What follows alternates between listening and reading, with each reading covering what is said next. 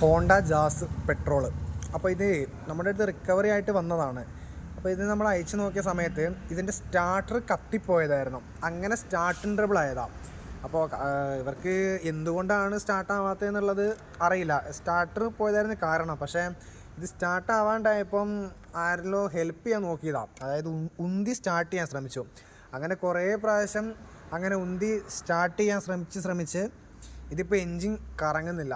അതായത് ടൈമിംഗ് ഒക്കെ മാറി വാൽവ് ഇടിച്ചിട്ടുണ്ടോ എന്നൊരു ഡൗട്ടുണ്ട്. ഇതിപ്പോൾ എന്തായാലും എൻജിൻ അയക്കേണ്ട വരും. കാര്യം ഇതിനിപ്പം ഒരനക്കവും ഇല്ല.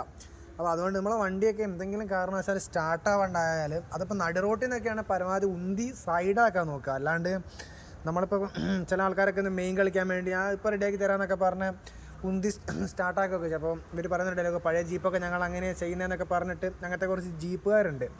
അപ്പോൾ ഇവരൊക്കെ ഇങ്ങനെയുള്ള ആളുകൾ അത് വെറുതെ പറയുന്ന കേട്ടോ, ഇങ്ങനെ മെയിൻ കളിക്കാൻ വേണ്ടി പറയുന്നതാണ്. എന്നിട്ട് ഇങ്ങനെ ഉന്തി സ്റ്റാർട്ടാക്കാൻ ശ്രമിക്കുക. അങ്ങനെ ശ്രമിച്ചതിൻ്റെ ഫലമാണ് ഇപ്പം ഈ വണ്ടി ഒരനക്കമില്ല, ഡെഡായി കിടക്കുകയാണ്. അപ്പോൾ അതുകൊണ്ട് പരമാവധി വണ്ടികൾ ഒക്കെ കാറൊക്കെ പ്രത്യേകിച്ച് കേടായി കഴിഞ്ഞാൽ, അതായത് സ്റ്റാർട്ടിങ് ട്രബിളൊക്കെ വന്നു കഴിഞ്ഞാൽ പരമാവധി ഉന്തി സ്റ്റാർട്ടാക്കാൻ ശ്രമിക്കാണ്ട് അതൊരു വർക്ക്ഷോപ്പോ അല്ലെങ്കിൽ ഒരു ടെക്നീഷ്യനുമായിട്ട് ബന്ധപ്പെടുക. അതായിരിക്കും ഏറ്റവും നല്ലൊരു കാര്യം. ഇതിപ്പോൾ ഇനിയിപ്പോൾ എത്ര പൈസേൻ്റെ മുകളിൽ മുടക്കേണ്ടി വരും. അതായത് സ്റ്റാർട്ടർ കേടായ സമയത്ത്, അതായത് സ്റ്റാർട്ടർ കേട് മീൻസ് അത് ഫുള്ള് കത്തിപ്പോയി. അതാണ് അത് തീരെ സ്റ്റാർട്ടാണ്ടായി പോയത്. അപ്പോൾ എന്തായാലും ഇങ്ങനെയുള്ള കാര്യങ്ങളൊക്കെ ഒന്ന് ശ്രദ്ധിക്കുക.